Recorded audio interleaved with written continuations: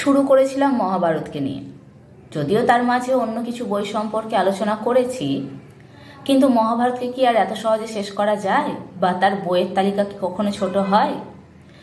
আমার জানার বাইরেও প্রচুর বই আছে, অসংখ্য বই, কিন্তু আমি যেগুলো পড়েছি বা আমি যেগুলো পড়ে জেনেছি মহাভারতকে, সেগুলো সম্পর্কে আপনাদের বলছি। আগের দিন বলেছিলাম গজেন্দ্র কুমার মিত্রর লেখা পাঞ্চজন্য।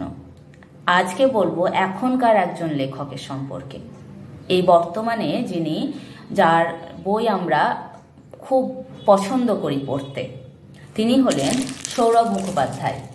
তার লেখা দৈবাদিষ্ট। এর আগে আমি প্রথম প্রবাহ বইটির নাম বলেছিলাম, যেখানে আমরা সত্যবতী সম্পর্কে জানতে পেরেছি। আর এই দৈবাদিষ্ট হলো সেই মহাভারতের আরেকটু কিছু অংশ নিয়ে।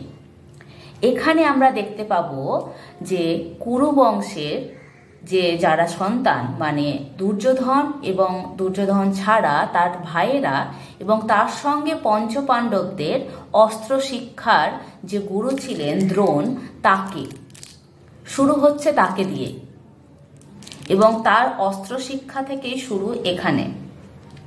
তাই দ্রোণের সঙ্গে পাঞ্চাল রাজ্যের যে সম্পর্ক, সেটিও এখানে আমরা দেখতে পাব।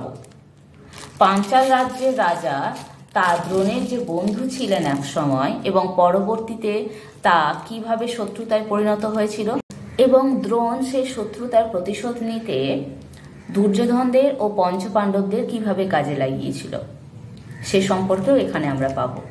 তাছাড়া আরও কিন্তু অনেক কিছু জানতে পারবেন এই বই থেকে।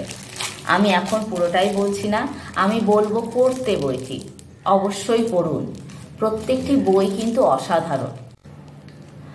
আমি সৌরভ মুখোপাধ্যায়ের লেখা দুটি বই পড়েছি, প্রথম প্রবাহ, যা সত্যবতীকে নিয়ে লেখা, এবং এই দৈবাদিষ্ট। দুটিই অসাধারণ। মহাভারতের সঙ্গে বা মহাভারতকে জানতে গেলে আপনারা এই দুটোও পড়বেন। গল্প একদম সহজ সরল ভাষায় লেখা, তাই বুঝতে কোনো সমস্যা হবে না। তাছাড়া ওনার আরও লেখা আছে যেগুলো পড়তে আমি অবশ্যই আগ্রহী এবং পরবর্তীতে পড়ব। এবং আমি ওনার আরেকটি লেখা পড়েছিলাম, জিপুর যাওয়া আসা, যেটি একটি বাচ্চাকে নিয়ে।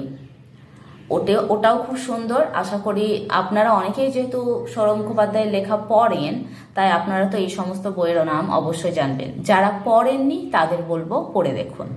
ধন্যবাদ।